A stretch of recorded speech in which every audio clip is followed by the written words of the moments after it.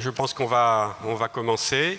Il est donc 15h30, on a la salle jusqu'à 17h15, ce qui nous donne à peu près 1h45 à la fois d'intervention des spécialistes qui sont à la tribune et également, donc on aura du temps comme c'est la coutume, avec des questions avec vous-même. Vous pourrez interroger nos spécialistes sur ce sujet donc du Grand Maghreb. Alors ça peut paraître paradoxal de discuter d'un objet qui n'existe pas vraiment dans les faits.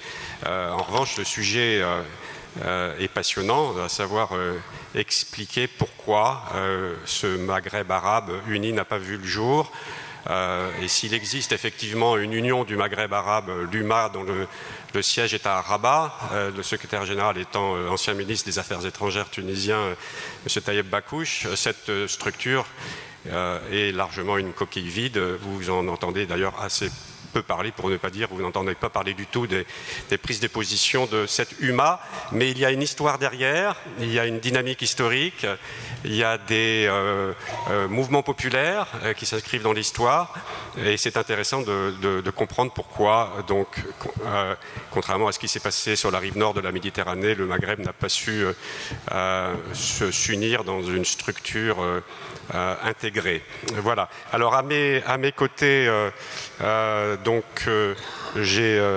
je vais commencer par Khadija Morsen-Finan, que vous connaissez certainement, qui est politologue, donc spécialiste du Maghreb. Elle enseigne à l'Université de Paris 1 et elle est l'autrice de nombreux ouvrages. Alors sa spécialité originelle, si je puis dire, c'est le Sahara occidental, sujet dont elle a fait sa thèse de doctorat, mais elle a élargi ses réflexions bien au-delà, évidemment, dans un second temps.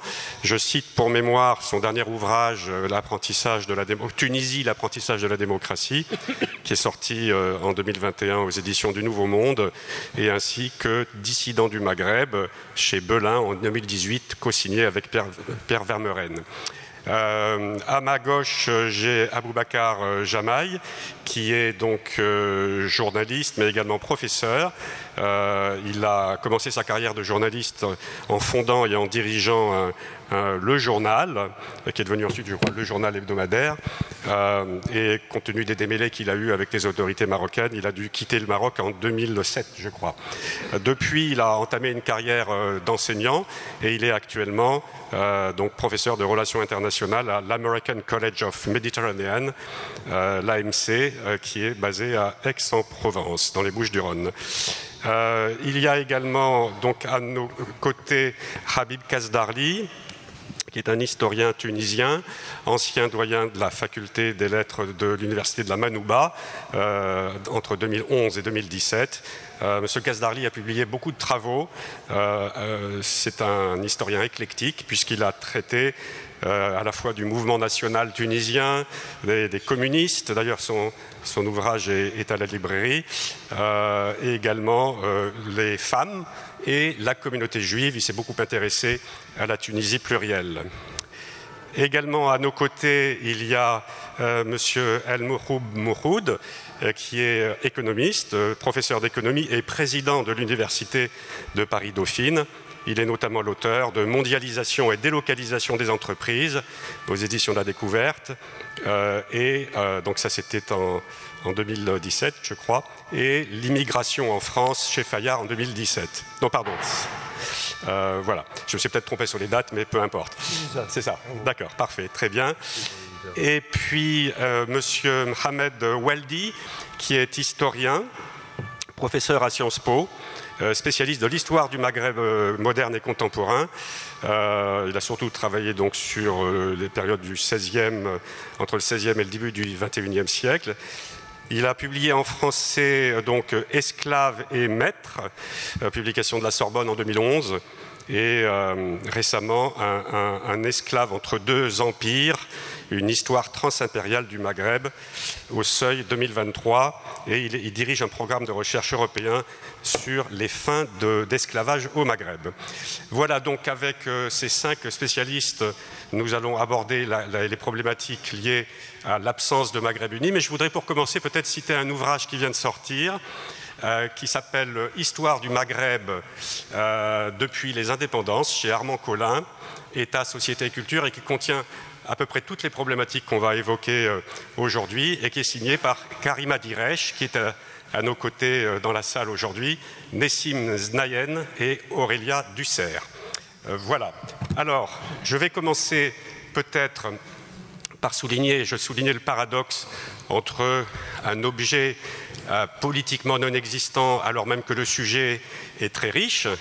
Il y a un deuxième paradoxe, si on parle de cet objet, c'est-à-dire ce Maghreb non intégré, c'est le paradoxe entre, et qu'on voit aujourd'hui d'ailleurs dans les rues des capitales maghrébines, entre une communauté d'émotions populaires qu'on voit se mobiliser en particulier sur la cause palestinienne dans le contexte des bombardements de Gaza que vous connaissez, une communauté d'émotions populaires qui s'était aussi manifestée à travers le sport, en particulier le parcours remarquable de l'équipe du Maroc lors du dernier mondial au Qatar, qui avait rassemblé parmi le spectre de ses supporters, y compris, et ça avait été relevé par la presse à l'époque, y compris par la population algérienne qui se pressait dans les cafés pour soutenir les couleurs marocaines à l'époque, ce qui prouve quand même qu'il y a aussi un décalage entre des populations maghrébines qui ne manifestent aucune animosité mutuelle, et puis des États qui, eux, sont dans des logiques plutôt de divergence stratégique. Voilà, alors pour lancer le débat, je vais commencer par donner un petit peu de profondeur de champ historique. Et je vais donc commencer évidemment par M. Waldy, historien, qui aura... Alors je précise que la plupart des intervenants auront entre 6 et 10 minutes pour présenter leurs propos liminaires. Et M. Waldy va donc inscrire cette problématique du Maghreb uni, ou plutôt non existant en tant qu'entité intégrée, dans la longue durée. Et il va nous rappeler qu'il y a eu déjà des épisodes, notamment à l'époque médiévale, où le Maghreb avait su développer une forme de transversalité. Et ensuite, il y a eu effectivement d'autres expériences qui peut-être manquaient de dynamique locale, mais néanmoins qui avaient regroupé le Maghreb sous des entités impériales communes. Voilà, je vous laisse la parole, M. Waldy. Je vous remercie pour cette invitation. Je suis aussi honoré de discuter avec mes collègues. Avant de commencer ce propos historique, quand même, je veux dire que la situation est atroce et que nous sommes tous saisis par l'émotion. Je reviens de la manifestation Place du Châtelet, qui est barricadée, entourée de CRS, et c'est horrible de voir que dans un pays démocratique, il n'est pas possible de manifester pour une cause, pas contre quelqu'un, mais pour une cause. Ceci dit, donc nous parlons dans cette émotion-là, dans cette difficulté-là aussi, hein, et je pense que ça pèsera beaucoup dans les discussions que nous aurons, y compris avec les gens qui nous font l'amabilité d'être ici. Je pourrais commencer par un grand penseur marocain, un grand historien, Abdallah al-Arwi, qui est un des plus grands historiens finalement de la fin de la colonisation et de la période post-coloniale, qui a écrit un livre qui reste très très important, L'histoire du Maghreb, un essai de synthèse. Il a écrit quand même dans sa trentaine d'années un livre génial, exceptionnel, qui est certes truffé d'erreurs, mais ce n'est pas le problème, c'est une vision. C'est une vision post-coloniale. Et qu'est-ce que nous dit Abdallah al-Arwi dans ce livre magistral, qui reste encore à lire et que moi je fais lire encore à mes étudiants, parce qu'il est fondamental? Il nous dit qu'en fait, il y a eu très peu de moments où le Maghreb s'est constitué en dehors des empires, en fait. Donc j'articulerai mon propos en 3 temps, peut-être 6-7 minutes, mais autour de l'Empire ottoman.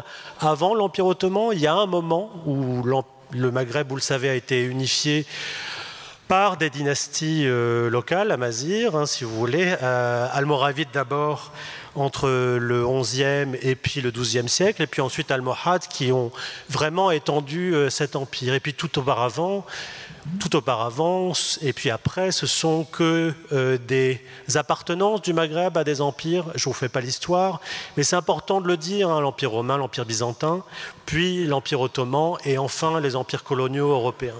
Et c'est ça l'énigme que pose Abdallah al-Arwi. Pourquoi il n'y a pas d'unification sur un temps long? Pourquoi cette terre est une terre d'occupation impériale ou de transformation impériale. Et ça, c'est une question majeure pour penser cette question de à quand le Maghreb.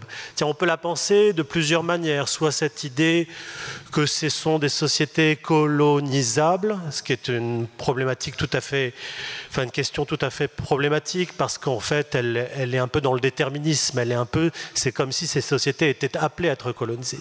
On peut le penser d'une manière peut-être plus critique et peut-être plus intéressante, à quel point finalement ces sociétés sont des sociétés périphériques en termes de production économique, d'extraction des ressources, et à quel point aussi en termes de construction politique, ce sont des sociétés aussi où il y a constamment une tripartition ou une division en 4 de ces domaines, parce que si vous revenez entre la période romaine et puis surtout la période ottomane, la division que l'on a entre plusieurs régions, elle est très très perceptible durant la période ottomane. Donc la période ottomane, 1518 pour Alger, 1574 pour Tunis, 1554 pour Tripoli, et puis évidemment le sultanat ottoman, sultanat marocain qui est indépendant de l'Empire ottoman.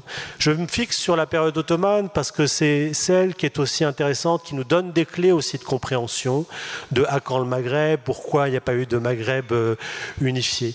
D'une certaine manière, les Ottomans contribuent à unifier ce Maghreb, d'une certaine manière. Je ne vais pas être dans la provocation ou dans la nostalgie ottomane, mais en fait, ils permettent de placer sous la même tutelle impériale d'Istanbul 3 provinces, la province d'Alger, la province de Tunis et la province de Tripoli. Ils le font au sens où finalement, ces provinces-là appartenaient à des régimes politiques assez différents, et surtout à la période médiévale et puis le début de la période moderne, ce sont des pouvoirs politiques divisés, et au début de la période moderne, des pouvoirs politiques qui parfois collaborent avec la puissance espagnole ou la puissance portugaise. Évidemment, le sultanat marocain est à part. Mais on pourrait s'interroger sur ce moment ottoman comme moment aussi de constitution d'une certaine maghrébité ottomane, avec cette grande nuance que ces provinces sont rivales les unes des autres, en fait, et qu'elles se font aussi la guerre. Guerre entre la province de Tunis et la province d'Alger dans la seconde moitié du XVIIIe siècle, une guerre sanglante, avec une province de Tunis qui doit verser des tributs de monnaie sonnante et trébuchante, qui explique aussi pourquoi la province de Tunis n'a pas été au début tout à fait hostile à l'occupation d'Alger par les Français, et pourquoi la province de Tunis a été en faveur de récupérer le Constantinois, l'Oranais. Ça, il ne faut pas l'oublier aussi. Longue division aussi entre le sultanat du Maroc et la province d'Alger, ottomane, sur la question des zones frontalières. Il ne faut pas oublier que c'est aussi à l'époque ottomane qu'un début de tracé de frontières est établi. Donc ce que j'essaie de dire à travers ce cas ottoman et ces cas impériaux, c'est qu'il faut réfléchir sur le long terme, pas simplement sur la période contemporaine, pourquoi ce Maghreb ne peut pas s'unifier par lui-même, quelles sont les difficultés politiques, les divisions politiques sur le long terme, quelles sont aussi les difficultés économiques, être constamment une périphérie d'empire, être constamment un lieu aussi d'extraction des ressources, c'est assez fondamental. Donc ce que j'essaie de dire aussi, c'est que les empires, même si ce sont des moments de division, d'occupation de ces sociétés et de ces régions, ce sont aussi moments de circulation entre les sociétés maghrébines. À la fin de l'Empire ottoman, quand la province d'Alger est occupée et qu'elle passe sous autorité et domination française, à partir de 1830, et là ça commence à être étudié de plus en plus, les sujets colonisés algériens, certains de ces sujets, peut-être 10 000 autour de 1914, quittent l'Algérie colonisée pour se rendre à Tunis, pour se rendre aussi en Tripolitaine et pour se rendre aussi en Syrie-Palestine, comme vous le savez, le cas d'Abdelkader. Donc ça, c'est aussi une autre manière de voir ce qu'a été ce Maghreb large, ce grand Maghreb.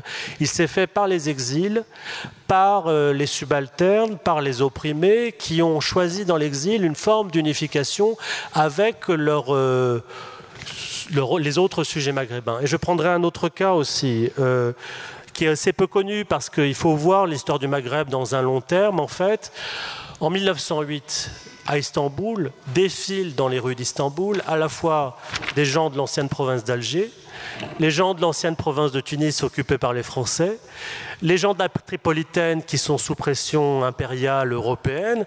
Ils défilent tous, absolument tous, dans ces rues d'Istanbul, dans le moment de la révolution jeune turque. Et j'ajouterai un dernier point, c'est qu'en fait on a oublié, et ça c'est fondamental, qu'il y a eu un des premiers partis d'indépendance. Le premier parti d'indépendance était un parti d'indépendance de la Tunisie et de l'Algérie, formé par des exilés musulmans à Istanbul qui se retrouvent effectivement ensuite dans la Première Guerre mondiale en Allemagne. Donc ce que j'essaye de dire dans ma courte intervention, c'est que certes, les moments d'unification du Maghreb par les sociétés locales sont très rares et se limitent peut-être à 2 siècles d'un point de vue politique, mais qu'on peut dépasser ce prisme politique et montrer aussi les circulations constantes entre la période romaine jusqu'à la période du 19e siècle ottoman, qui forment aussi cette culture maghrébine bien avant l'occupation. Et dernier point enfin, je ne vais pas trop prendre de votre temps, mais si Habib Kasdarli l'évoquera, les années 50 ont été un grand moment de solidarité, non seulement avec la Palestine, il ne faut pas l'oublier, et surtout avec l'Algérie en fait. Et ça, nous, historiens, nous le voyons dans les archives, si Habib en parlera, j'imagine, nous le voyons très trop profondément dans les archives. Ce n'est pas simplement les leaders nationalistes qui affirment une solidarité avec l'Algérie. Et il y a une solidarité inter-maghrébine d'ailleurs. C'est aussi les populations les plus modestes en fait. Celles qui n'ont pas été éduquées du fait de la domination coloniale, qui ont une culture politique très forte. Un des cas les plus fascinants, c'est le cas des Fellagas, ces hommes qui ont pris les armes aussi pour les indépendances du Maghreb. Et quand on les fait témoigner dans des sources orales, on voit très bien la force de leur conscience politique. Ces hommes n'ont pas été au centre de l'écriture de l'histoire nationaliste et anticoloniale du Maghreb, mais ils ont eu une force et une capacité à résister qui inspire certainement nos contemporains. Merci pour votre écoute. Merci beaucoup, Monsieur Waldy. Eh bien, je me tourne maintenant vers Monsieur Habib Kasdarli, précisément pour faire un grand saut dans l'histoire et se rapprocher de l'époque contemporaine, l'immédiate avant Deuxième Guerre mondiale et surtout l'après Deuxième Guerre mondiale avec la maturation des différents mouvements nationalistes dans le tiers-monde en général et évidemment au Maghreb en particulier. Il y a eu des structures qui se sont mises en place et je voudrais maintenant que M. Kasdarli nous en dise plus sur ces balbutiements de ce Maghreb arabe. Merci. Oui, merci. C'est un plaisir de me trouver avec tous mes collègues, mais aussi avec cette assistance. Donc, dans un moment assez particulier, qui vient d'être donc un peu ces tensions et notre rôle justement d'apporter par le savoir un apaisement. Donc, je voudrais souligner, ça a été dit par mon ami Waldy, que le mot Maghreb, c'est une revue qui a été faite par les exilés, tout d'abord à Istanbul, ensuite en Allemagne. Donc la revue Maghreb, qui a fonctionné un moment et qui a donné ce parti pour libérer la Tunisie et l'Algérie. Mais l'autre moment, c'est les années 20, où on a parlé de l'importance de l'intervention de l'élément populaire, puisque c'est dans le milieu ouvrier que cette idée va renaître en 1926 à travers l'étoile nord-africaine qui va se développer parmi les ouvriers algériens surtout, mais avec Msali Haj et Haj Ali Abdelkader. Donc c'est une initiative faite à Paris à travers la commission coloniale du Parti communiste français et ça va être, donc c'est l'élément algérien, puisque à l'époque, très peu de Marocains, très peu de Tunisiens qui étaient immigrés en France au cours des années 20. Vite reliés par les intellectuels, une année après, en décembre 1927. à travers l'AMNA, qui va toucher l'élément intellectuel. Cette fois-ci, ça va être surtout des Tunisiens, ensuite les Marocains, mais très peu d'Algériens. Monsieur Kazdarli, vous pourriez peut-être préciser ce qu'est l'AMNA, l'association? L'association des étudiants musulmans nord-africains, qui va regrouper les étudiants qui fréquentaient les universités françaises. Ça va être le second foyer qui va rester d'ailleurs jusqu'aux années 80. L'emblème ou bien le lieu de mémoire phare, c'est le 115 boulevard Saint-Michel. Et pour l'étoile nord-africaine, c'est un mouvement qui va rester jusqu'aux années 30, jusqu'au Front populaire, parce qu'il va se muter en partie en Algérie, donc au moment du Front populaire, mais vite qui va être à travers disons, le quiproquo entre le Front populaire et les mouvements nationaux. Mais aujourd'hui, lorsqu'on en parle donc, de thème Grand Maghreb, pratiquement comme l'a dit M. Bobin, c'est une coquille vide. Mais à l'époque, c'était porté par l'espoir, c'est-à-dire en pleine métropole, donc en France, que cet idéal, cette idée, donc on y croyait. Peut-être, évidemment, toutes les choses, on peut dire utopiques peut-être à l'époque, mais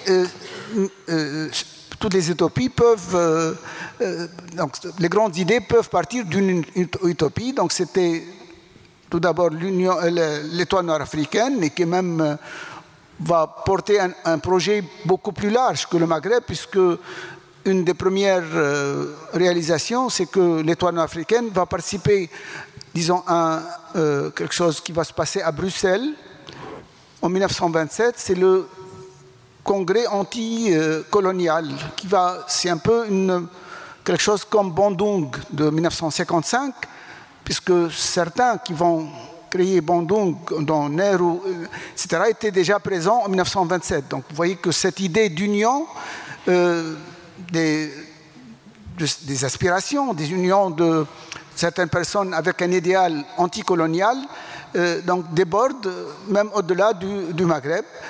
Mais sauf l'autre moment, puisque les 5 minutes, 6 minutes que chacun de nous va prendre, ça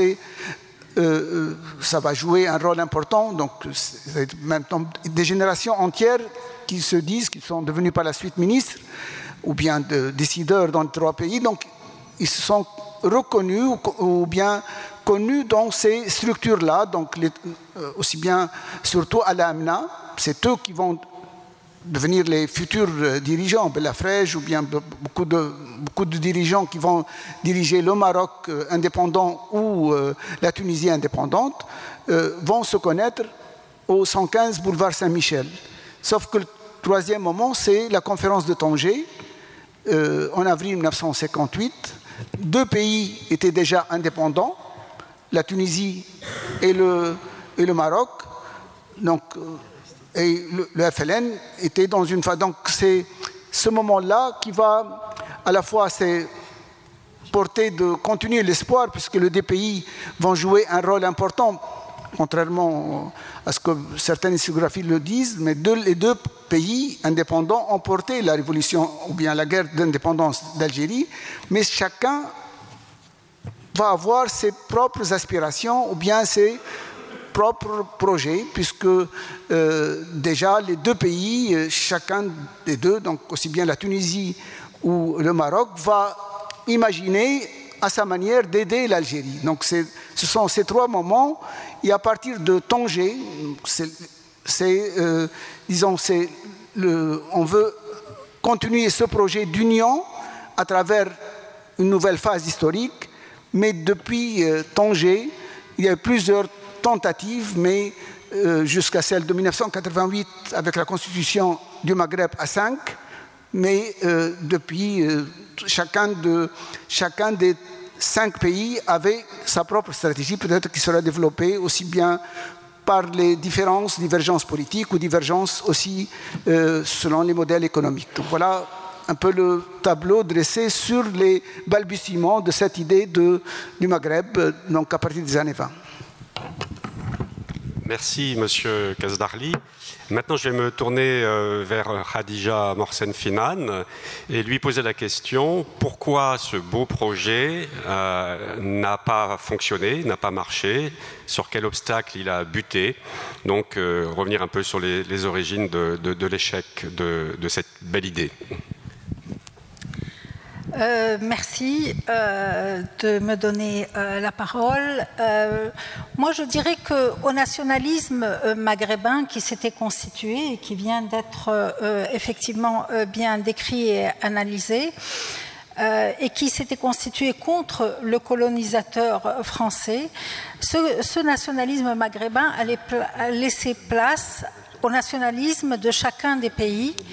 Et ces pays allaient s'affronter très rapidement dès l'indépendance de l'Algérie. Ils allaient s'affronter pour deux raisons essentielles. La question des frontières d'abord et la question du leadership sur la région en particulier. Et ces deux facteurs vont opposer en particulier deux pays, c'est l'Algérie, fraîchement indépendante, au Maroc. Le Maroc qui avait des revendications territoriales dès le milieu des années 50 sur une bande ouest de l'Algérie et l'Algérie qui n'est plus dirigée, n'est plus entre les mains de ceux qui étaient de Farhat Abbès en particulier, qui était à la tête du GPRA, du gouvernement provisoire de la République algérienne, et qui lui avait promis effectivement des négociations avaient été conduites. Ça ne s'est pas fait parce que l'équipe qui a pris le pouvoir autour de Ben Bella a considéré que le territoire qui avait été dessiné par les Français avait été acquis par le sang des martyrs et qu'on ne reviendrait pas sur ces territoires.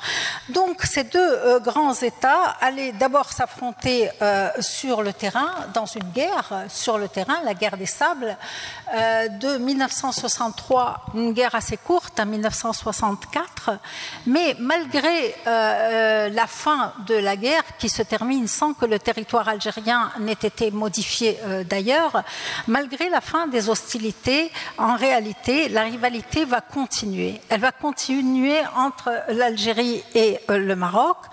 Et ces hostilités allaient se cristalliser à partir de 1975 sur le conflit du Sahara occidental, qui est un conflit de décolonisation d'un territoire qui a été colonisé par les Espagnols de 1884 à 1976.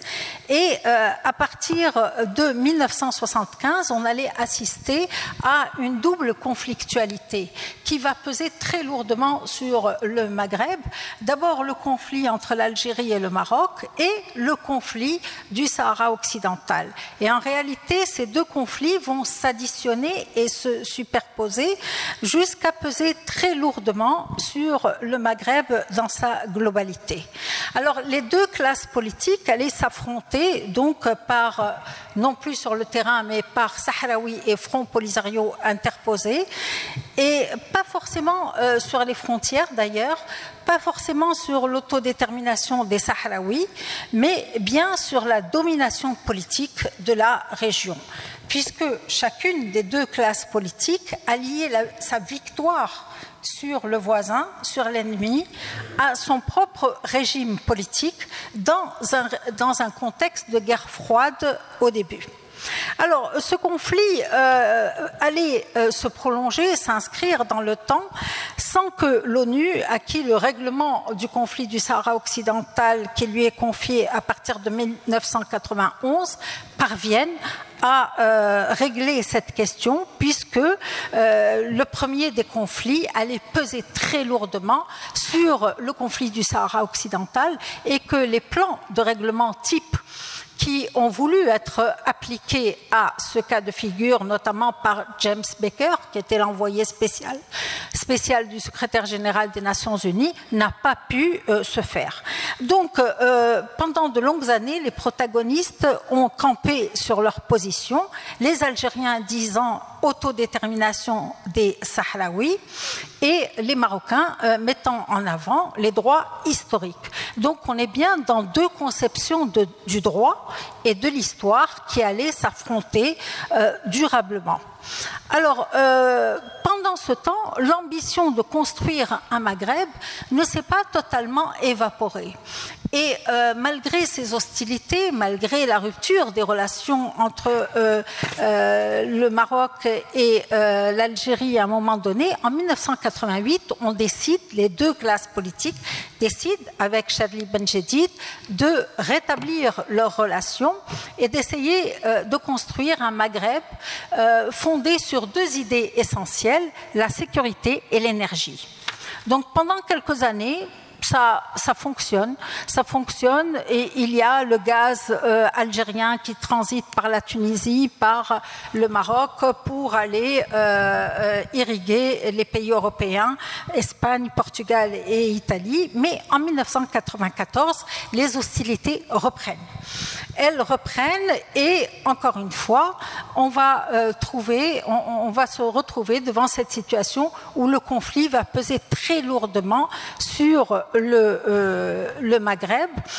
Et ces dernières années, je vais aller un peu vite parce que je n'ai pas beaucoup de temps, ces dernières années, on va voir que ce conflit qui perdure va changer aussi un peu la donne ou de nature, et en particulier depuis 2020. Depuis 2020, avec la signature des accords d'Abraham et la reconnaissance par les États-Unis de l'aspect marocain du Sahara occidental, en contrepartie, bien sûr, la contrepartie est importante.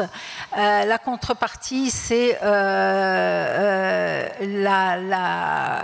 normalisation des relations entre le Maroc et Israël. Et le deuxième élément, c'est la guerre en Ukraine qui allait repositionner l'Algérie sur la scène régionale et internationale. Alors c'est très important parce que pour l'Algérie, si vous voulez, à partir de 2020, l'Algérie et le Maroc ne sont plus dans un tête-à-tête frontal. Il y a d'abord un acteur nouveau qui est introduit dans la région, qui est Israël. Et Israël change véritablement la donne et les Algériens mettent cela en avant en disant qu'il y a évidemment le Mossad aux frontières. Et cette peur et cette hostilité, ce qui est perçu comme une hostilité, va conduire à la rupture des relations en août 2021, puisque l'Algérie a le sentiment que le Maroc va bénéficier d'une aide, ce qui n'est pas faux d'ailleurs, d'une aide stratégique d'Israël et d'une partie du monde occidental, et que l'Algérie va se trouver en minorité. Alors, la guerre en Ukraine et le besoin d'énergie de l'Europe va rendre l'énergie de l'Algérie utile, indispensable aux pays européens, et l'Algérie va se repositionner au niveau régional et au niveau international, pas uniquement d'ailleurs par le biais de l'énergie, mais par d'autres moyens, puisque dès 2020, l'Algérie va modifier sa constitution et son aviation militaire va pouvoir opérer en dehors de ses frontières à certaines conditions, évidemment. Donc, à partir de ces dernières années, on a vu le conflit se modifier, le Maroc ayant acquis une certaine assurance, une assurance qu'il avait déjà auparavant, puisqu'il s'était rendu indispensable aux pays occidentaux en contrôlant les flux de l'immigration qui passaient par la Méditerranée, par ses investissements, notamment en Afrique de l'Ouest, et il avait réellement acquis une longueur d'avance sur l'Algérie, et cette avance allait lui être remise en question. Alors, effectivement, les événements et l'attaque du Hamas sur Israël le 7 octobre dernier a remis aujourd'hui une lumière sur ce qui se passe au Maghreb, même si c'est loin, parce que les manifestations de rue ont contesté cette normalisation des relations entre Israël et le Maroc, mais elle nous invite aussi à nous interroger sur les effets d'un conflit non réglé. Les effets d'un conflit non réglé, le conflit du Sahara occidental, qui vient s'ajouter à une autre hostilité. Et aujourd'hui, même si nous sommes très loin du terrain moyen-oriental, on est aussi invité à s'interroger et à se poser des questions de ce type. J'ai dépassé? Non. C'est pas de problème, on a du temps.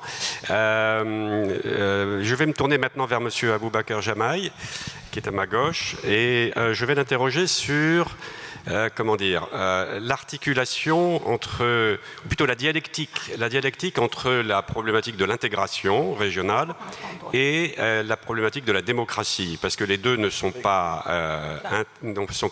étrangères l'une à l'autre. Je voudrais maintenant qu'il nous parle un petit peu du rapport entre autoritarisme et intégration, et ensuite et comment l'absence de démocratie d'un côté entrave l'intégration, et comment de l'autre côté, dans un cercle vicieux, l'absence d'intégration préalable handicape la démocratisation. Monsieur Aboubakar Jamaï, vous avez la parole. Merci pour l'invitation, et heureux d'être parmi vous aujourd'hui. Et je voudrais aussi associer ma voix à mes amis qui m'ont précédé pour dire qu'il est extrêmement difficile de se concentrer sur autre chose que ce qui se passe aujourd'hui à Gaza, mais on essaye, mais on va continuer d'essayer. Alors la question de la démocratisation, de mon point de vue, est absolument centrale à la compréhension du Nord-Maghreb, de l'évolution de cette région du monde, surtout ces dernières décennies. D'abord pour une raison qui est assez validée par un corpus académique très important, à savoir que les processus d'intégration régionale ont plus de chances de réussir lorsque les pays qui donc mènent ce processus sont des pays démocratiques.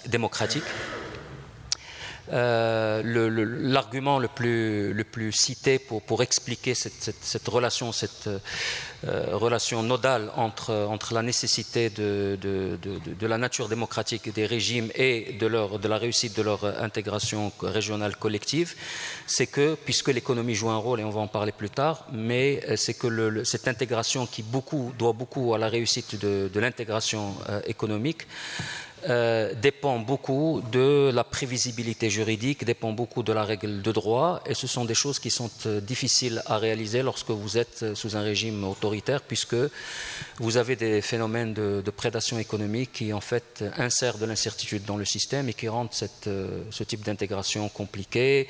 L'élargissement du marché, les connexions des chaînes de valeur entre les différents pays, le fait, pour parler plus simplement, d'entrepreneurs algériens qui se sentent à l'aise pour aller investir au Maroc, en Tunisie et vice-versa, etc. Tout ça devient compliqué lorsque vous observez que les élites nationales sont d'abord des élites prédatrices, rentières, avec dans certains cas des États quasiment rentiers. D'ailleurs, ce n'est pas seulement que le cas de l'Algérie. Je considère que le Maroc aussi est un État rentier. La rente n'est pas le pétrole, mais il y a d'autres types de rente. On peut en parler durant la discussion si vous le souhaitez. Donc la démocratisation reste importante. Je voudrais, parce que Frédéric a fait un peu allusion à ça, à savoir que la démocratie peut être un obstacle à l'intégration régionale. En fait, ça dépend de la façon dont l'intégration est faite. Pour ceux d'entre vous qui s'intéressent à la connexion entre la globalisation, l'hyperglobalisation, l'État-nation, la démocratie, le penseur aujourd'hui qui est le plus avancé sur ce sujet, un des penseurs qui ont le plus avancé sur le sujet, est quelqu'un qui s'appelle Dani Rodrik, et qui a inventé ce concept du trilemme, pas dilemme mais trilemme. Et il avance que trois choses ne peuvent pas se faire en même temps: la souveraineté totale de l'État-nation, l'hyperglobalisation l'hyperglobalisation et la démocratie. Et que ces trois ne vont que par pair, mais ne peuvent pas se réaliser à trois. Mais ce qui est important, c'est qu'il parle d'hyperglobalisation.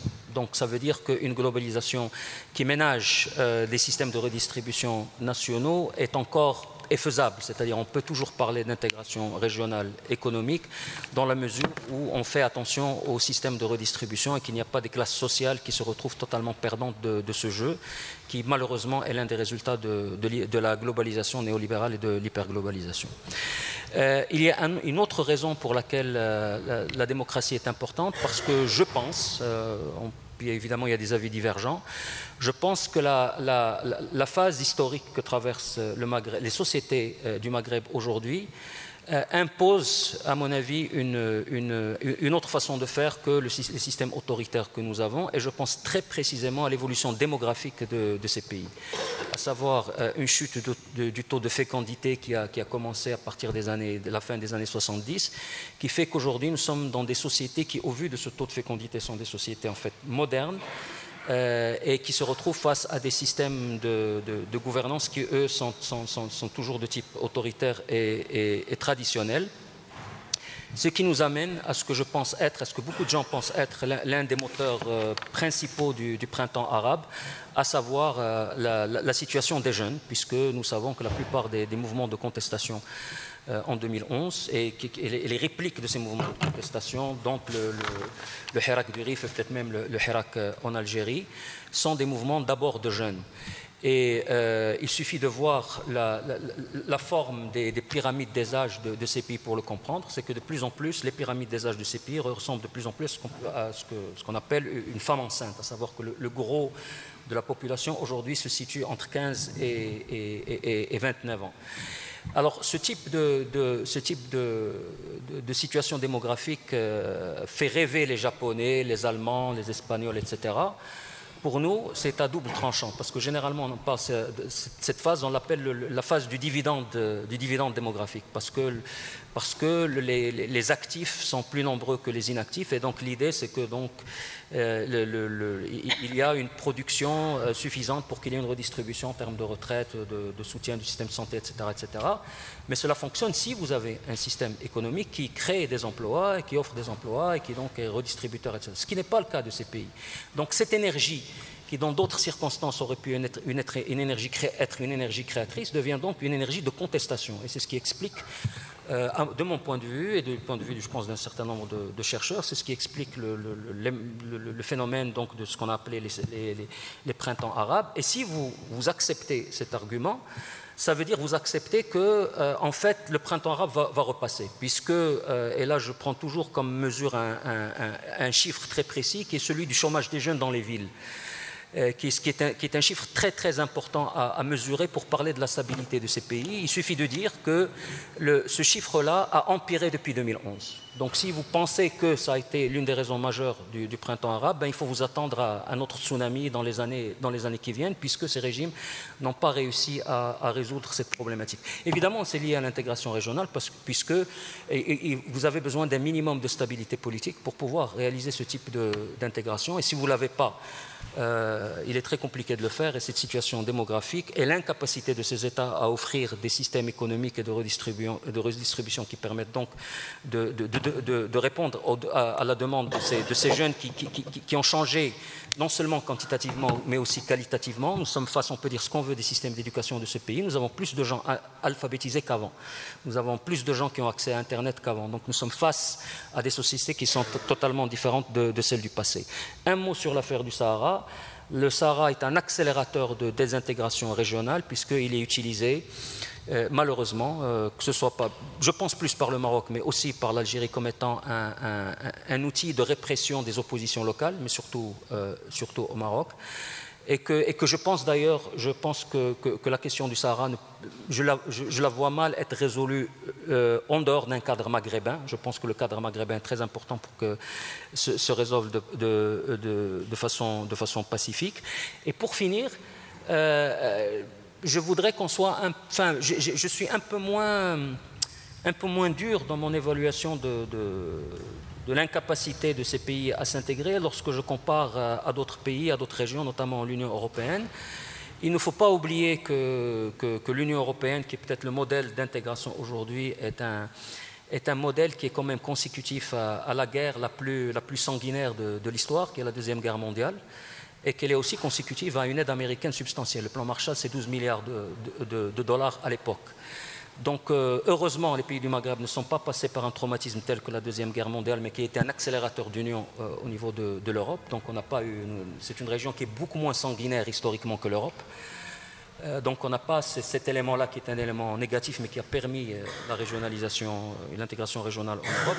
Et ce sont des pays qui n'ont pas cette aide massive qu'a reçue l'Europe avec le plan Marshall de 12 milliards de dollars. Donc, il faut garder ça à l'esprit. Et j'entendais professeur Weldy parler tout à l'heure des frontières, des empires qui se battent, etc.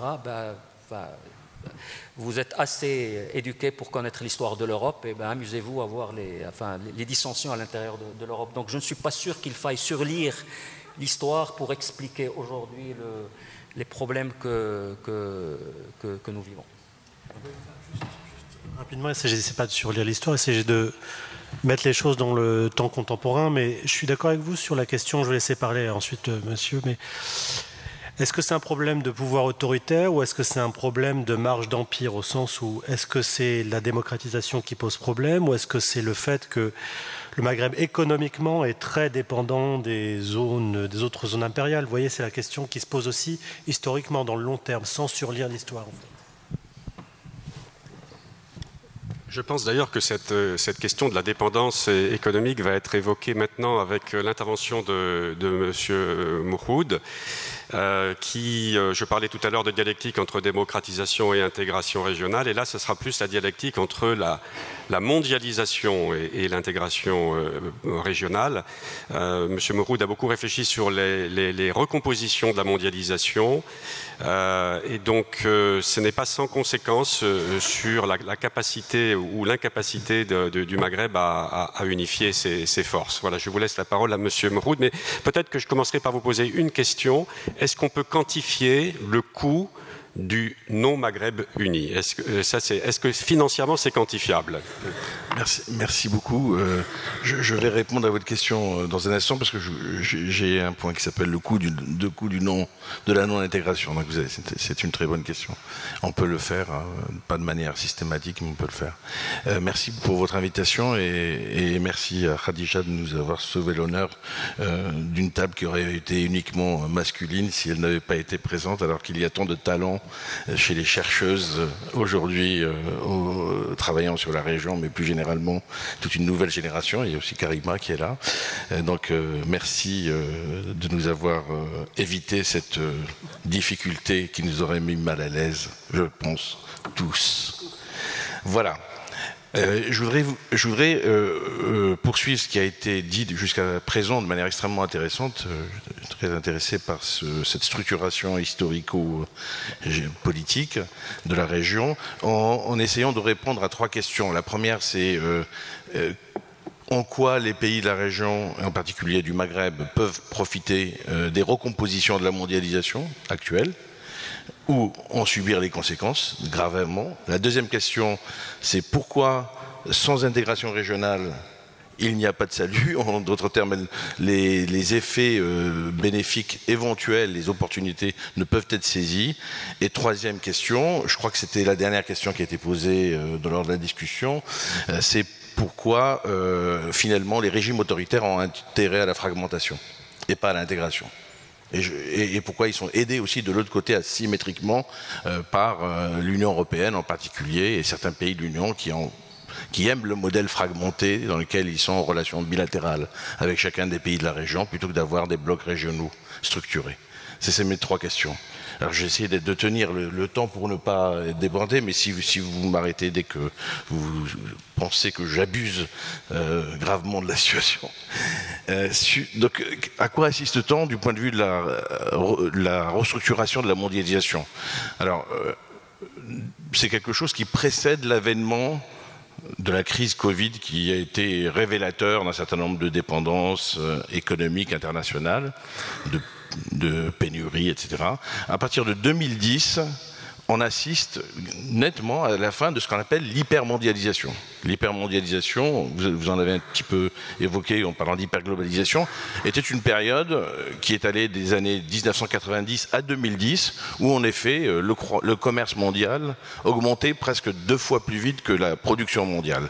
Donc on était dans une période d'entrée de nouveaux pays, la Chine, l'Inde, dans le commerce mondial, et on a appelé cette période hyperglobalisation. Elle était fondée sur 2 phénomènes majeurs. D'un côté, la baisse des coûts de transport, qui permettait de fragmenter les chaînes de valeur, de diviser le travail d'un produit quelconque, une voiture ou un iPhone, en morceaux et de l'étaler dans des pays différents pour profiter des différences de coûts, et d'écarts de coûts salariaux unitaires, ce qu'on appelle les coûts salariaux unitaires. Pour les économies, pour la compétitivité, c'est pas les niveaux de salaire qui comptent, c'est le salaire divisé par la productivité. En d'autres termes, si le fait que vous ayez beaucoup de robots avec peu de salaire vous coûte moins cher que de produire avec beaucoup de salaire et peu de robots. Voilà. Et donc c'était une période propice. Et puis c'est une période aussi d'hypercarbonation. Les échanges étaient très fortement fondés sur les matières combustibles fossiles. Voilà. Donc on était dans une période un peu spécifique. À partir de 2010, il y a eu la crise de subprime en 2008, et puis 2010 va marquer un changement, un tournant. Et là, on va avoir 3 changements majeurs. Les coûts salariaux par unité produite, qui étaient favorables très largement aux pays émergents, Chine, Asie, vont augmenter considérablement. Ils représentaient 40% du coût salarial unitaire américains en 2000, ils vont représenter en 2020 exactement 95%. Donc ils rattrapent les salaires par productivité, se rattrapent entre eux. Donc l'intérêt d'aller ensuite fragmenter les chaînes de valeur, délocaliser les unités d'assemblage très loin vers la Chine, va diminuer. En plus, les coûts de transport vont augmenter, et donc on assiste à un mouvement que certains appellent la démondialisation, mais que pour ma part j'appelle la recomposition régionale de la mondialisation, puisqu'en effet l'industrie, sous l'effet de la robotisation des chaînes de valeur, des chaînes d'assemblage, va revenir à proximité des marchés. Donc on a bien des relocalisations industrielles, dont l'industrie qui est susceptible d'être robotisée. Pas dans les industries dans lesquelles les robots ne peuvent pas. Par exemple, le vêtement, ça reste manuel pour assembler des vêtements. Donc la délocalisation continue à être la formule préférée, même si on diversifie les lieux. Donc relocalisation, recomposition des chaînes de valeur mondiale à proximité. Donc les pays du Maghreb peuvent profiter de cette logique de recomposition, parce que lorsqu'on se rétracte de la Chine, parce que la Chine, ça coûte presque aussi cher de produire en Chine aujourd'hui, en tenant compte de la productivité, que de produire aux États-Unis ou en Europe. Donc on revient en Europe à proximité des marchés. Donc le Maghreb peut gagner. Et je vous dirai pourquoi il ne gagne pas.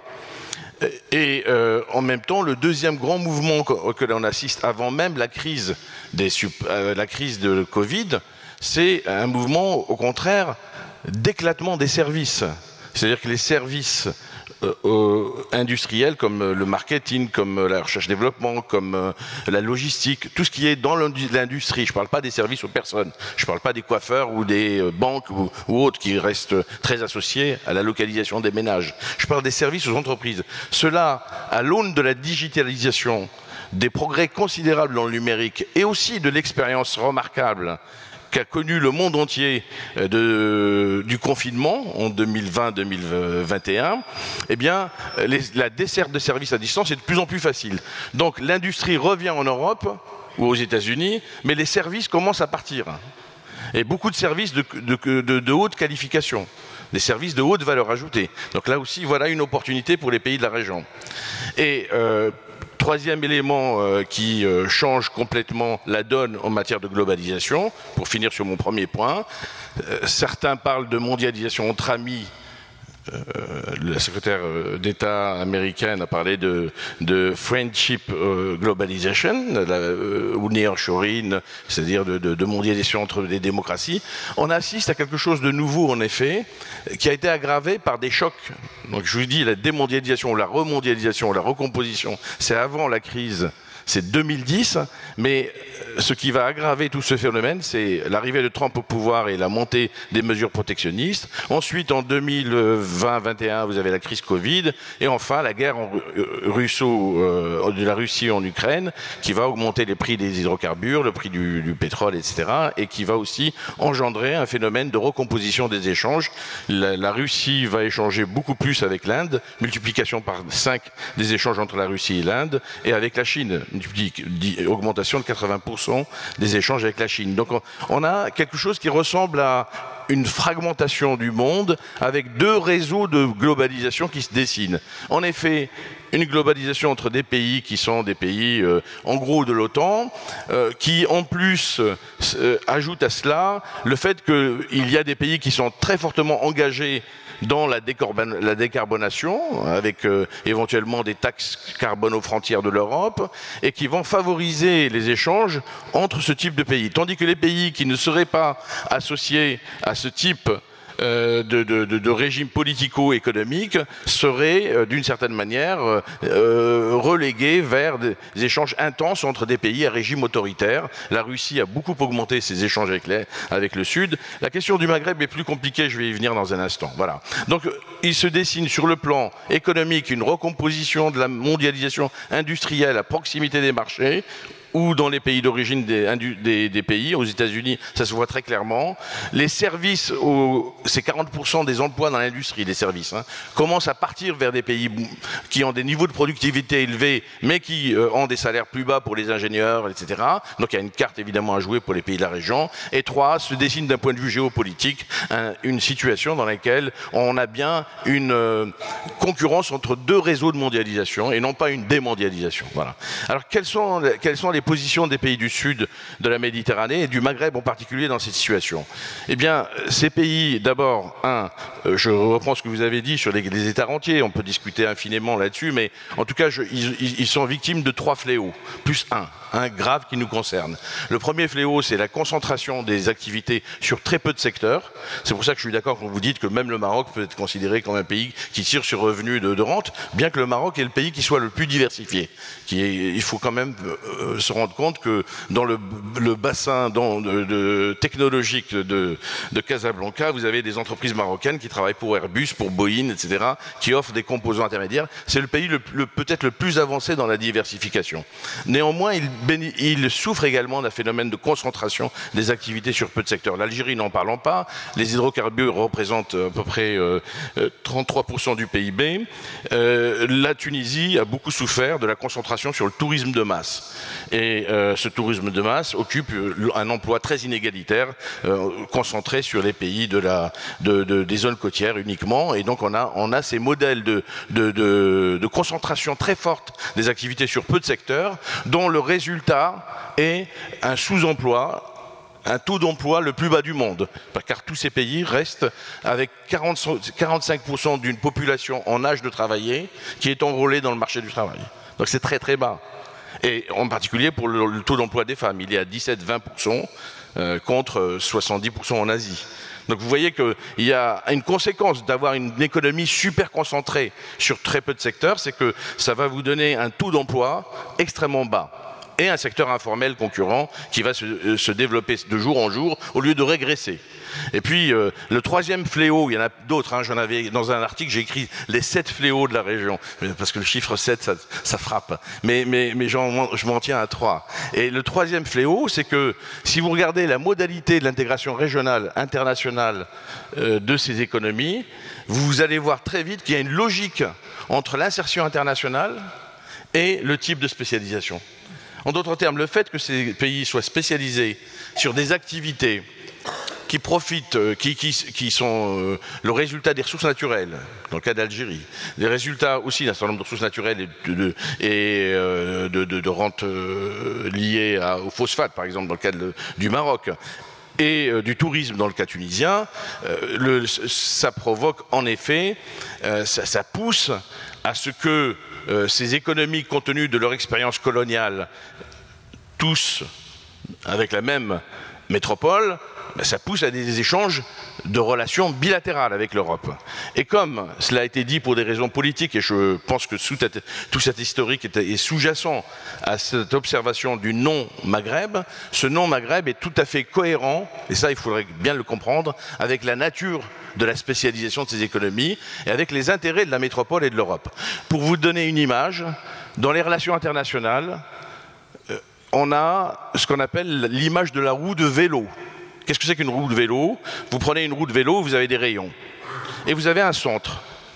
Et si les rayons ne sont pas intégrés entre eux, alors le centre va profiter de l'essentiel des avantages d'échanger avec chacun des rayons.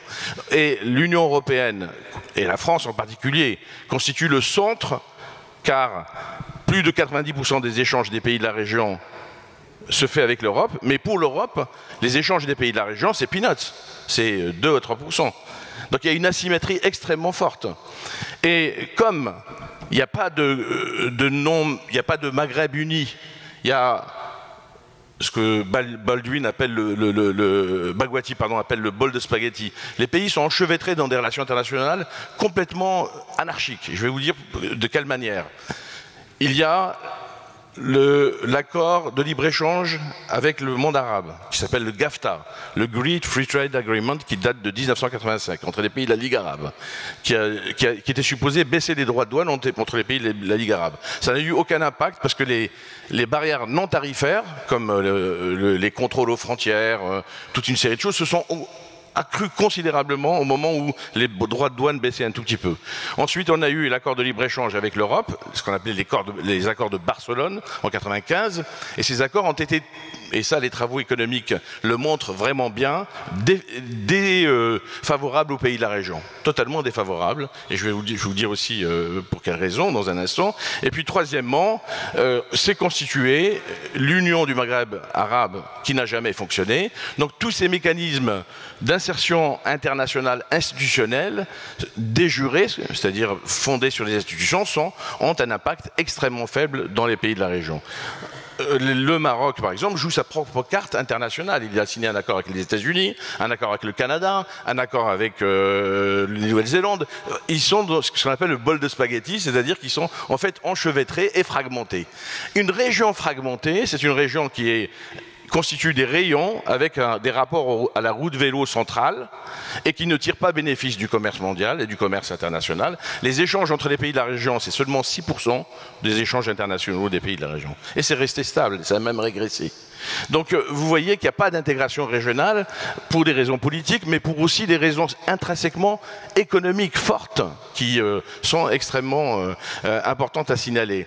Donc pour reprendre cette image de la roue de vélo, quand vous évaluez, voilà un des éléments d'évaluation que les économistes proposent au débat. Quand vous évaluez les coûts de transaction aux échanges, ça veut dire quoi? Ça coûte quoi d'exporter vers la France, vers les États-Unis, en termes non pas de valeur des biens, mais en termes de coûts supplémentaires. Transport, assurance, coûts de droits de douane, etc.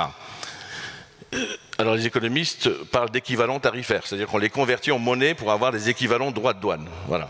C'est comme si, on cumule tous ces barrières et on les monétise, on les convertit en monnaie. Et on a un coût de transaction. Alors, je ne vais pas vous embêter avec les coûts, mais avec les ordres de grandeur, oui, je vais vous embêter avec les ordres de grandeur, parce que c'est important.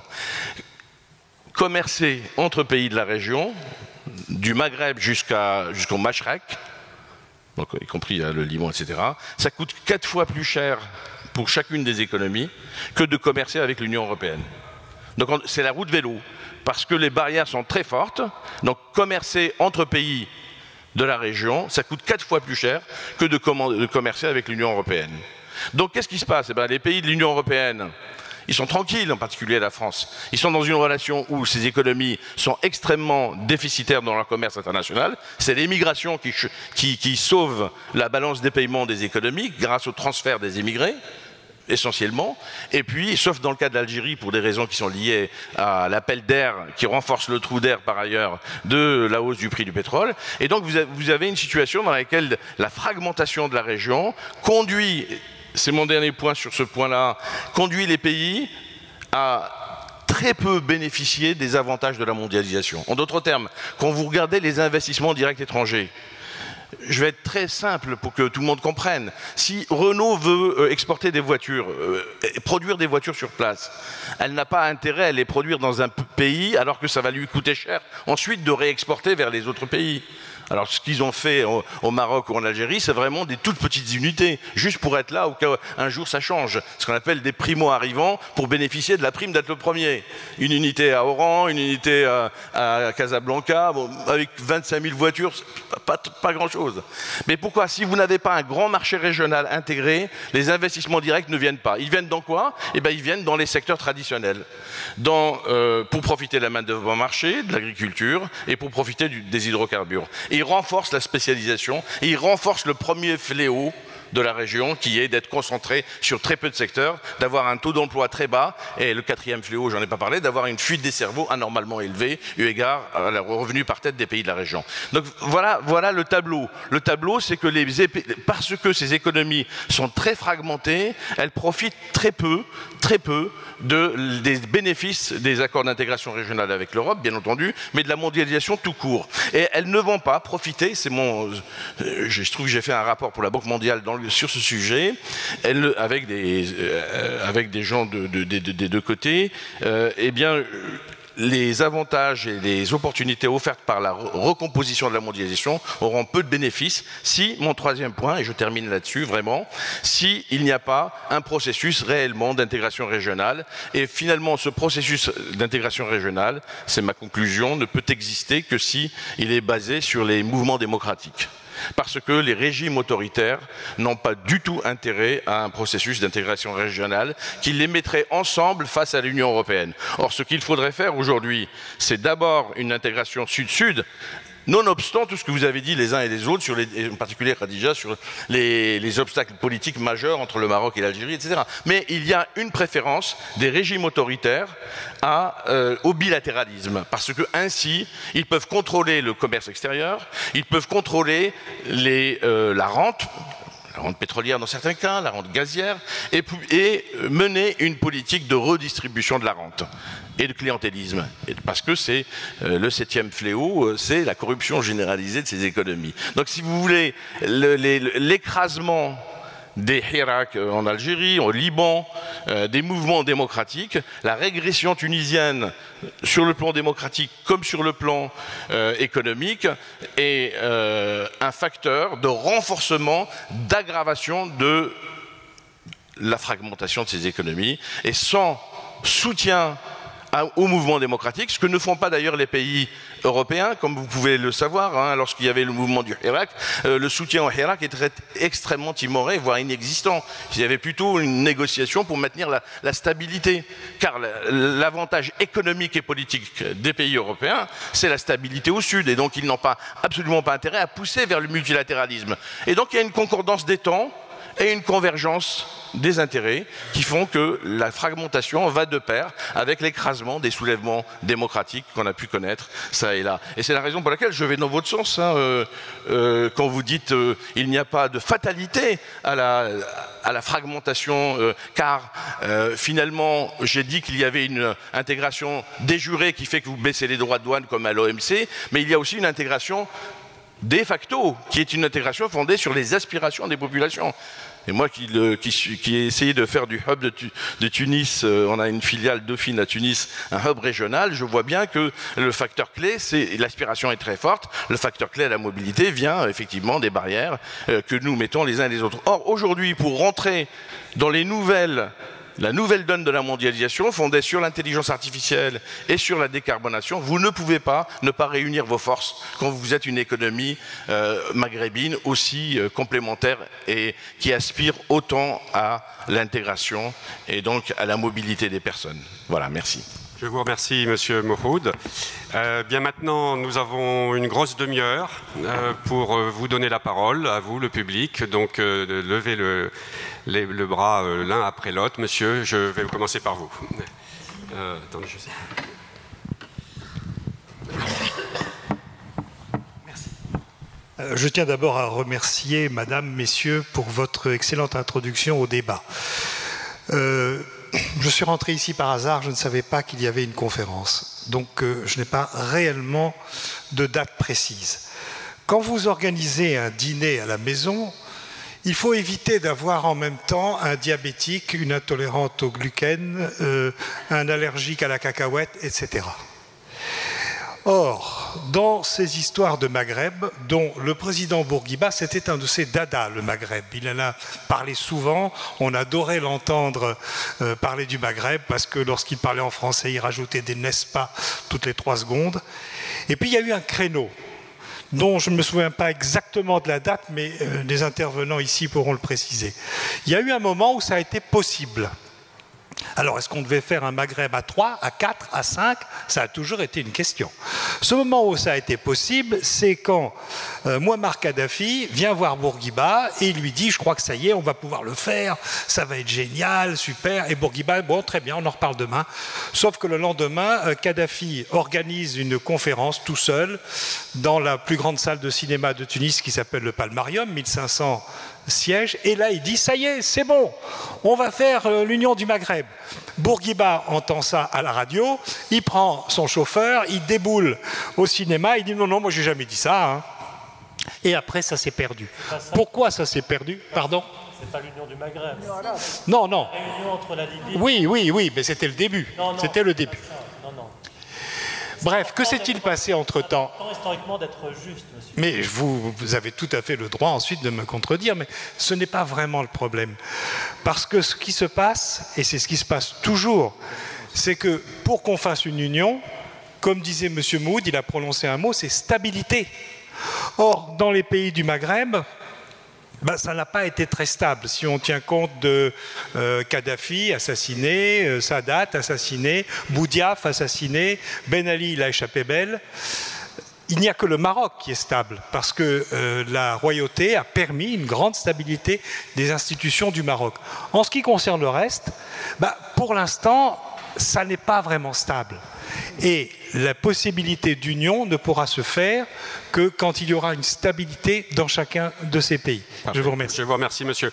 Juste une précision de méthode. J'aurais peut-être dû commencer par ça. Lorsque on vous donne le micro, c'est pour poser une question, c'est pas pour faire des commentaires. Et il y a 5 invités qui l'ont été expressément pour faire un certain nombre de développements d'exposés. La philosophie de l'échange avec la salle, c'est vraiment le jeu de questions-réponses. Donc, s'il vous plaît, posez des questions et ne faites pas des commentaires. Merci beaucoup. À vous, monsieur. Pardon, excusez-moi. Excusez-moi, il y avait monsieur qui avait posé la...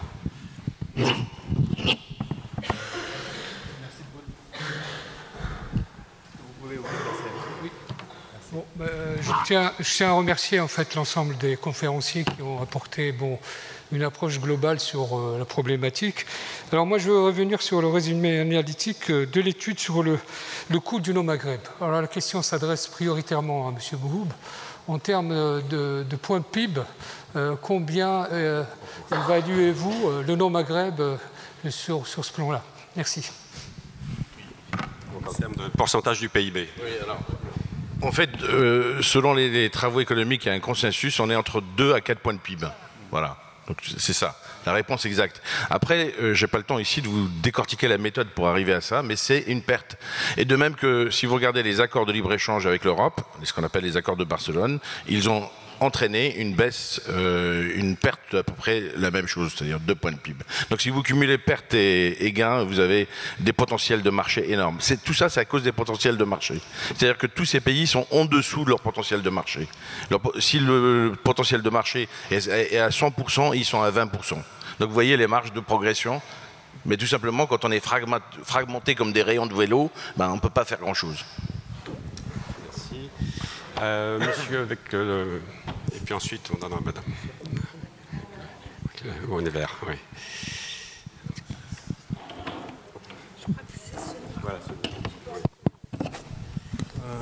Merci déjà pour l'ensemble de vos interventions. Je pense que ma question, elle se passe en deux temps. D'abord, le commentaire de M. Waldi m'a interpellé par rapport à cette continuité historique de voir l'espace maghrébin comme un espace à conquérir. Et ma question, du coup, c'est peut-on vraiment voir le Maghreb au choc de l'État-nation qui semble être un peu vraiment le moment choc entre une tradition jacobine en Algérie d'une rupture historique qui date de la nature de la colonisation et une certaine vision d'une monarchie à la continuité incarnée par l'IOT, d'une continuité historique de l'institution monarchique. Et la deuxième question, c'est plutôt par rapport aux perspectives d'une jeunesse dont je fais partie, maghrébine, qui en fait issue soit des études en France ou même pour des espaces d'accueil, à la lumière de ce qui se passe aujourd'hui en Palestine ou même à travers des réseaux sociaux. Quels sont pour vous en fait les chaînes qui pourraient favoriser une certaine intégration à travers que ce soit des espaces de rencontres ou même des initiatives? Est-ce que ça passe par la société civile ou des États ou voire même des technologies émergentes type IA, etc. Donc, et encore une fois, merci beaucoup pour l'ensemble de vos interventions. Merci beaucoup. Je vais passer la parole à M. Waldy pour la question sur l'État-nation. Oui, je vais être assez bref pour laisser la parole à mes collègues. C'est tout à fait passionnant votre question. Je tiens à dire qu'il n'y avait pas de ma part une manière de surdéterminer le futur du Maghreb en fonction de son passé. C'était vraiment cette question d'un long terme où il y a des rivalités entre soit anciennes provinces, soit entre composants d'empire. Mais ce que vous posez comme question, c'est en gros comment ces rivalités peuvent s'accroître quand il y a centralisation de l'État et de l'administration, soit dans un contexte colonial ou post-colonial, qui était une très très bonne question, je trouve. Mais une des questions qui était vraiment tout à fait apparente, c'est en gros, et moi c'est ce que je retiens de votre très belle intervention, c'est-à-dire en gros, c'est pas simplement la centralité de l'État issue du colonialisme, c'est aussi, est-ce que le problème ce sont nos élites autoritaires, corrompus bien sûr, ou est-ce que c'est plus les empires qui empêchent, et ou est-ce que c'est la complicité entre les deux formes en fait, et ça c'est tout à fait intéressant, et ce qui explique aussi la faiblesse, l'abandon complet en fait des Palestiniens par les États, même ceux qui n'ont pas normalisé en fait. Là, votre intervention est tout à fait passionnante de ce point de vue-là. Sur la jeunesse, est-ce que l'un d'entre vous voudrait répondre? Quel type de réseau, de structuration, de projet oui.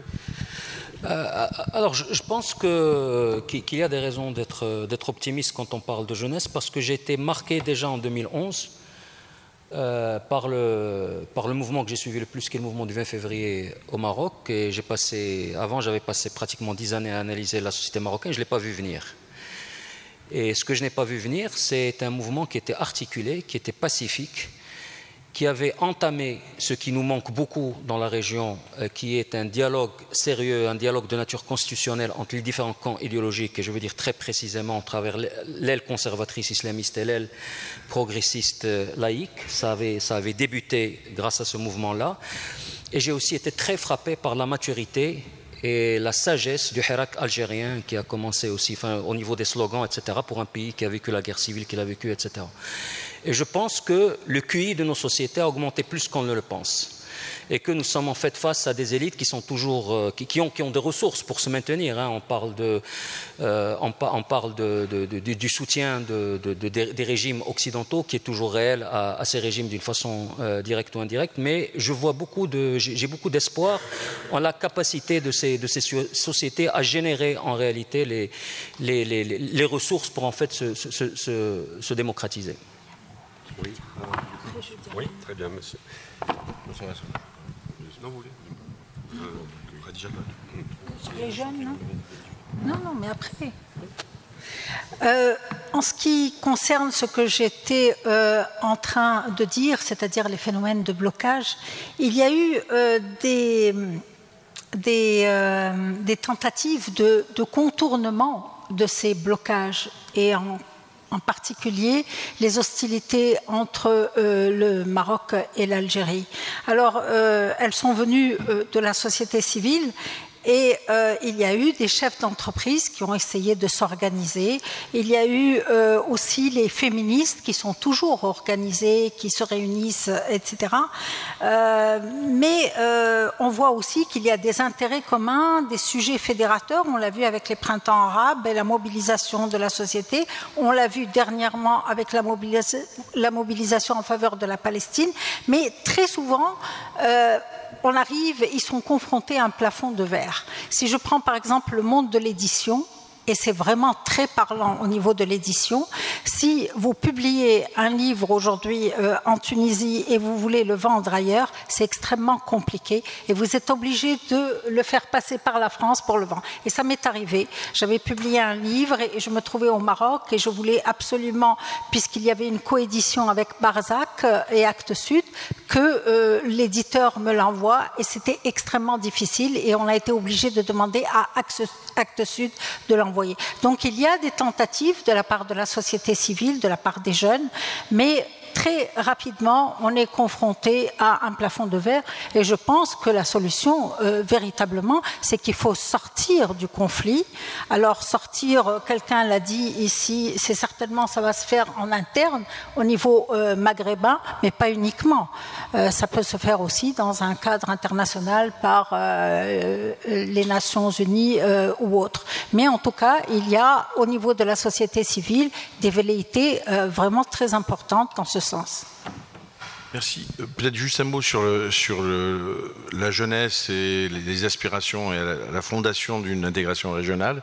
Je crois vraiment que ça a été dit tout à l'heure par mon voisin, mon collègue de droite, sur la question de la construction de l'idée d'indépendance. C'est parti de la diaspora, si je puis dire, si le terme est propre à cette histoire. Mais en tout cas, c'est bien dans l'émigration, dans l'exil, que l'étoile nord-africaine aussi s'est constituée. Et cette étoile nord-africaine a été la grande idée de l'indépendance. Et en outre, lorsque vous regardez la structuration des différents printemps arabes et Hirak, qu'on appelle printemps arabe, je pense qu'il vaut mieux parler de soulèvement que de printemps. Les soulèvements ne se terminent jamais. Les printemps ont une fin et recommencent peut-être. Si vous regardez, là aussi, la diaspora a été un ciment dans la gestation et les transferts immatériels, ce que la littérature économique et sociologique appelle les transferts immatériels. Les émigrés ne transfèrent, ou les diasporas plus largement, ne transfèrent pas que de l'argent. Entre parenthèses, c'est la seule composante de la mondialisation, l'immigration, qui a un rôle strictement positif sur les pays de la région, en termes de sortie de pauvreté, en termes transitionnels, en termes de développement entrepreneurial, etc. Et là aussi, il y a des blocages qui sont mis en place. Chacun jouant une politique parfaitement bilatérale. Le Maroc a une forte stratégie en direction de la diaspora pour en tirer les bénéfices. C'est pas le cas d'Algérie du tout pour des raisons historiques sur lesquelles on peut revenir, mais qu'il y a une persistance à voir la diaspora comme d'un mauvais œil. Et puis dans le cas tunisien, ça se fait. Ce que je voudrais dire simplement, c'est que les espoirs d'intégration sud-sud ne peuvent venir que des jeunes et que de la mobilité des savoirs. C'est pour ça que je pense que la constitution d'universités capable de mutualiser les forces et de faire vraiment un réseau d'échanges est extrêmement important, parce que c'est de là que viendra le changement et que peut-être le déblocage, le déverrouillage du couple que Khadija a décrit sur le Maroc et l'Algérie peut se faire. C'est aussi un rapport de force qui font que les États peuvent modifier leurs règles. Il y a ce qu'on appelle une intégration de droit, mais il y a une intégration réelle. Si vous regardez la Tunisie aujourd'hui, elle ne subsiste économiquement, pardon de le dire, que grâce au tourisme algérien. Et pas au tourisme parce que c'est très volatile. Donc il y a des échanges profonds qui existent dans la société, une culture commune, une histoire commune, et malheureusement, cette façon d'organiser la division aussi du point de vue européen, car j'en appelle très très largement depuis très longtemps les autorités françaises et européennes en général à pousser vers l'intégration entre les pays du Sud, ce qu'ils ne font pas. Encore une fois, ce qu'ils ne font pas pour des raisons qui leur sont propres, mais à force de fragmenter, de jouer des divisions, on a un phénomène je pense, assez structurel, qu'on voit en Afrique subsaharienne, mais aussi en Afrique du Nord, de découplage nord-sud, qui peut être à la fois une source de création d'intégration régionale, mais aussi une source de repli. Donc entre les deux, je ne suis pas politiste ni sociologue, j'interrogerai mes collègues pour savoir quelle est la tendance qui peut l'emporter, mais il y a un processus de découplage qui est en cours sur le plan politique, sur le plan de la langue, quand je vois que le français recule, y compris dans par des décisions ça et là, il y a des interrogations. Après, c'est peut-être aussi une opportunité pour l'intégration régionale. Monsieur Jamaï, une dernière observation sur la jeunesse. Oui, alors sur la jeunesse, je vais un peu abuser de ma position pour faire un commentaire sur ce qu'a dit Simouhoud. Alors par rapport à... Je me fais vraiment l'avocat du diable parce qu'en ce moment, je ne suis pas du tout enclin à dire quoi que ce soit de positif sur les régimes occidentaux. Mais je vais quand même le faire. Je ne suis pas persuadé que le non-Maghreb doit beaucoup à une sorte de stratégie diabolique. Enfin, j'exagère évidemment vos propos. Je ne dis pas ça. Non, vous ne dites pas ça, c'est ce que je viens de dire. Non, mais si vous reprenez nos propos, ne les exagérez pas. Non, mais je veux juste dire que le facteur dont vous avez parlé, le facteur occidental, européen, dans le non-Maghreb, je pense est moins important que ce que vous semblez penser. Je ne pense pas qu'il soit aussi important que cela. D'ailleurs, pour des raisons de réalisme aussi, parce que l'Europe, qui est tellement obsédée par l'immigration, a intérêt à ce que ces pays-là fonctionnent économiquement pour qu'ils n'envoient pas leurs chômeurs et jeunes, même de ce point de vue-là, étriqués, etc. Donc je ne suis pas persuadé que ce soit... Vous avez tout à l'heure parlé de l'industrie automobile, par exemple, en passant. Renault ne fabrique pas 25 000 voitures au Maroc. Renault est à plus de 300 000 véhicules au Maroc, et l'industrie automobile au Maroc, elle est en concurrence avec le phosphate en termes d'export annuel. Donc c'est important. La problématique avec le Maroc, c'est la valeur ajoutée. On n'est pas sûr de quelle est vraiment la valeur ajoutée locale. C'est là où il y a... C'est-à-dire, est-ce qu'on reçoit des pièces détachées qu'on monte et qu'on envoie? Ça, malheureusement, le système marocain n'est pas assez transparent sur ça. Donc je ne suis pas persuadé, je voulais juste faire ce commentaire sur ça. Par rapport, tout à l'heure... Non, excusez-moi, je vais juste rajouter un élément. Il ne s'agit pas de trouver, c'est multifactoriel, on est bien d'accord. Je dis simplement qu'il y a une convergence aujourd'hui entre l'intérêt que les régimes autoritaires du sud de la Méditerranée ont à maintenir une fragmentation de la région, et en tout cas ne pas s'intégrer pour des raisons qui sont déjà discutés, et c'est factuel ce que je dis, il y a des travaux là-dessus, et la manière dont les accords de libre-échange euro-méditerranéen, en particulier celui de Barcelone, c'est fait sur des bases bilatérales et non multilatérales. Car vous auriez eu raison si... Lorsqu'on a fait les accords de Barcelone, tout de suite, les pays européens avaient décidé d'organiser d'abord une intégration sud-sud, de la pousser pour pouvoir... Ils ont fait l'Union pour la Méditerranée par la suite, qui était une affaire purement bilatérale également, et ils n'ont pas réussi à favoriser un climat. Je ne dis pas que c'est le seul facteur, je dis qu'il y a convergence. Et quand on dit convergence, c'est parce que précisément ça colle d'une certaine manière. Et par ailleurs, sur l'industrie automobile, j'ai bien dit dans mon intervention initiale, et je connais bien la situation économique de ces économies, pour le Maroc, ça n'est pas la même chose que pour l'Algérie. Les 25 000, c'est à Oran, d'accord? Donc, en effet, il y a une montée en gamme au sein de l'économie marocaine, parce que c'est la seule économie qui a une stratégie de diversification, en particulier dans le bassin, dans l'aéronautique et dans l'automobile. Et pour des raisons qui sont liées à, effectivement, une meilleure efficacité, aussi une loi bancaire bien plus solide que les autres économies. Donc, on ne peut pas les mettre tous dans le même sac. Néanmoins, il y a... pour toutes ces économies, un avantage à rester dans le bilatéralisme qui est lié à la marge de manœuvre que les États et les élites peuvent avoir sur leur économie et qui va dans le sens des intérêts également peut-être de certains pays au nord. Je ne dis pas que c'est le pays du nord qui organise, il n'y a pas ici de complot, il n'y a pas non plus, non, je me base uniquement sur les travaux et sur les faits. Je voulais aussi ajouter alors sur le point de l'informel, parce qu'on a parlé de l'État rentier. Pour ce qui est du Maroc, lorsque je dis que le Maroc a des aspects d'État rentier, je parle de la définition première de ce qu'est un État rentier. Un État rentier, c'est un État qui se finance en dehors de sa société, c'est-à-dire qu'il se finance en majorité, en grande partie, non pas à travers les impôts, mais à travers une source de richesse qui est minérale, qui est du pétrole, etc. etc. Et généralement, c'est l'un des rares théorèmes de la science politique, c'est que lorsque vous avez des richesses minières, il est très très peu probable que vous vous démocratisiez. D'ailleurs, les seuls États qui qui aujourd'hui sont démocratiques avec de grandes richesses minières, c'est des États qui étaient démocratiques avant d'avoir découvert ces richesses-là.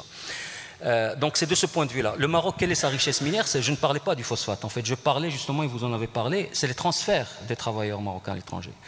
Parce que, oui, enfin bon, il y a des travaux qui montrent que les transferts, en fait, sont un élément de consolidation de l'autoritarisme. Pourquoi? Parce qu'ils jouent le rôle, en fait, c'est comme si on avait trouvé du pétrole. Pourquoi?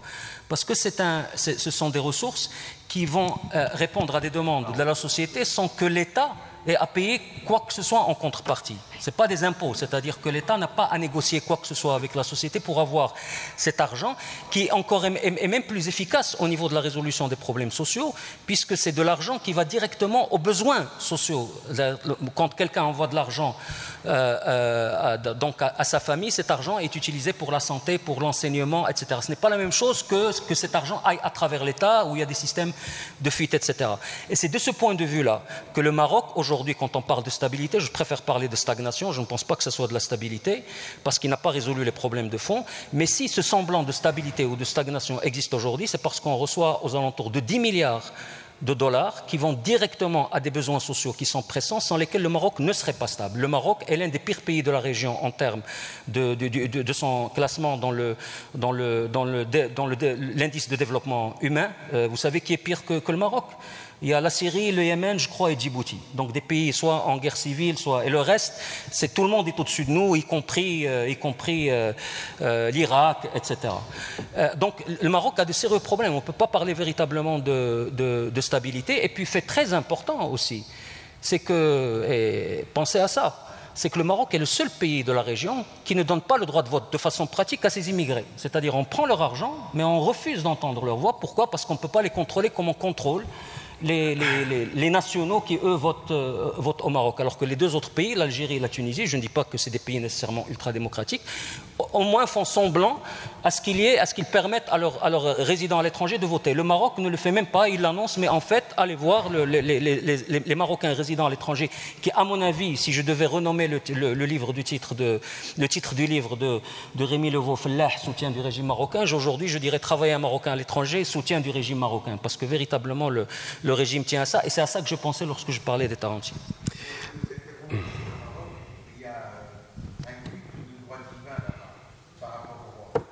Non, je suis marocain, je n'ai pas ce culte et j'en connais beaucoup qui ne l'ont pas. C'est assez essentialiste. Bon. D'accord. Très bien. Je pense que madame, vous aviez...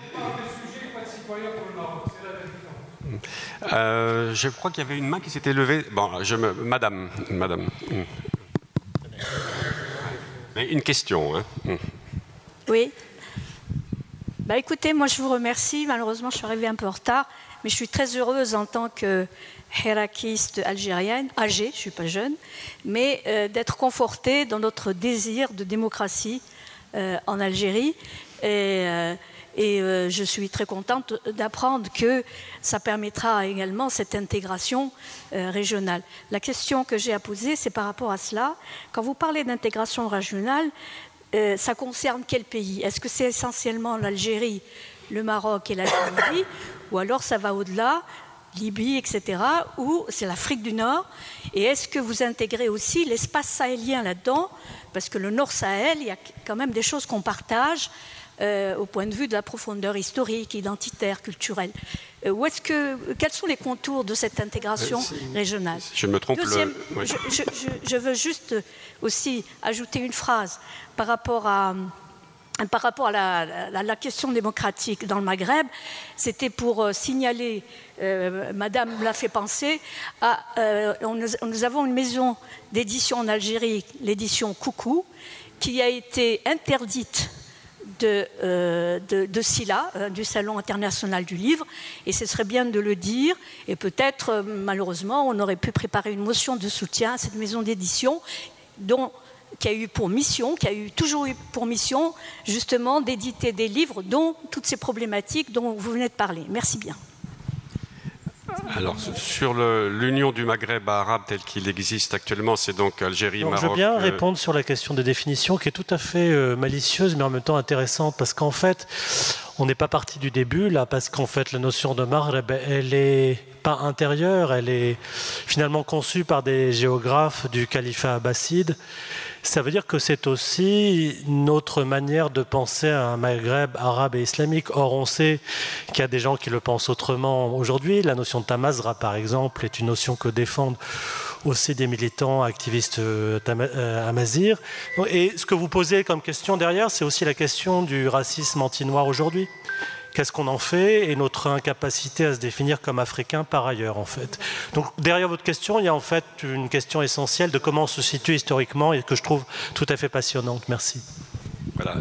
Monsieur Mouhoud, vous vouliez ajouter un mot sur la définition? Non, alors... Il y a vraiment deux définitions complètement différentes. Si on parle du droit, enfin, des processus de construction régionale comme l'Union européenne, dans le cas de la région qui nous intéresse, Moyen-Orient, Afrique du Nord, vous avez, quand on parle du Grand Maghreb, 4 pays.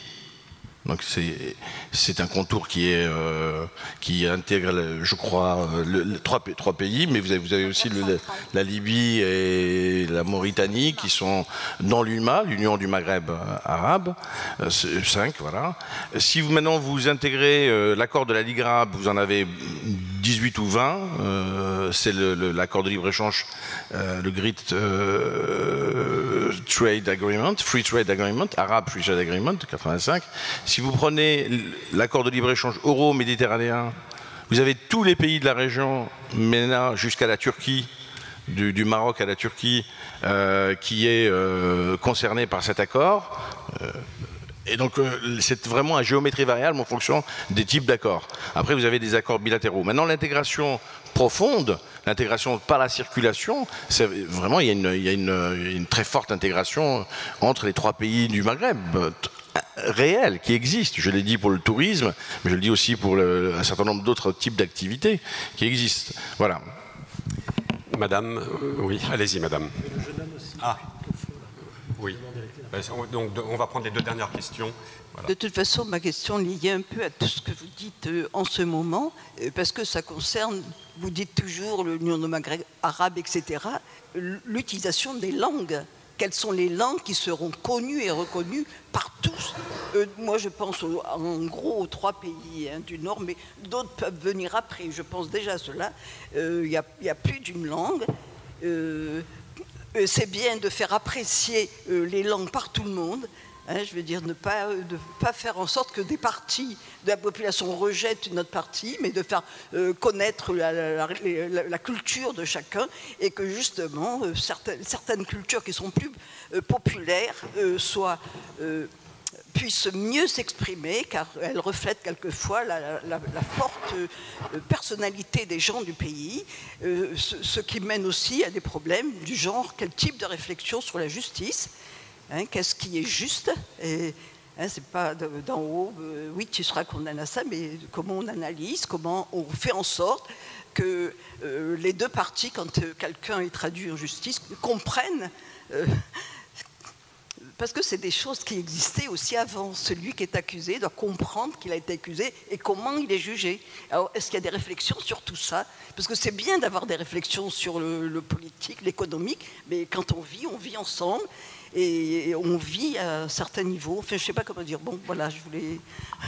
Est-ce que quelqu'un serait inspiré pour répondre à cette question? Sur la question des langues, juste une observation. Si on prend le parallèle avec l'Union européenne, il ne s'agit pas de fondre les langues, le plurilinguisme dans un monolinguisme. L'Europe fonctionne sur plein de langues et ça n'a pas changé avec l'intégration européenne. Ouais. Ouais. Peut-être sur le périmètre. Ouais.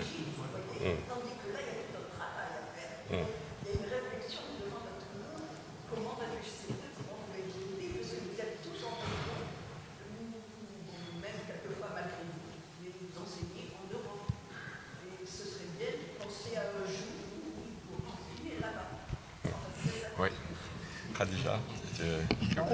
Non, peut-être un mot de manière complémentaire à la question sur le périmètre que doit contenir ou ce que pourrait contenir justement. Depuis 89, ça a beaucoup évolué. Et si en 89 l'Union du Maghreb arabe considérait 5 pays, c'est-à-dire au Maghreb central s'ajoutent la Libye et la Mauritanie, aujourd'hui c'est très difficile de considérer la Libye puisque la Libye a ses propres problèmes, ses propres intérêts et qu'elle constitue aussi un terrain d'affrontement entre le Maroc et l'Algérie, chacun des deux États voulant y jouer un rôle important. Et cette rivalité au niveau de l'influence se retrouve aussi au niveau du Sahel, puisque l'Algérie et le Maroc sont aussi dans une rivalité pour négocier avec les tribus de la région. Donc on voit que le terrain d'affrontement entre les deux grands du Maghreb s'est déplacé. Ce n'est plus uniquement le Maghreb, mais une partie de l'Afrique de l'Ouest et le Sahel. Donc effectivement, les considérations de 89 ont beaucoup changé aujourd'hui et ne peuvent pas du tout être les mêmes, avant même d'arriver à la question de la langue. Je vais peut-être pour... Oui. Il ne doit pas être arabe. Oui, sur la langue, je pense que vous posez la question en fait de la place du dialecte ou c'est-à-dire le débat qui s'est posé au Maroc de comment on enseigne l'arabe. Est-ce qu'il faut partir du dialecte ou partir d'autre chose? Ça, c'est un débat. C'est peut-être pas le débat que vous posiez, mais c'est le débat qui est en cours qui était en cours au Maghreb. Et notamment en Tunisie aussi, les romans qui ont beaucoup de succès sont des romans qui utilisent beaucoup de derja, le dialecte tunisien. Donc ça, autour des langues, c'est cette question-là, et ça posera ensuite la question de monter au niveau régional et une capacité d'unification et de réflexion autour des dialectes maghrébins et des formes d'arabe moderne ou d'arabe classique.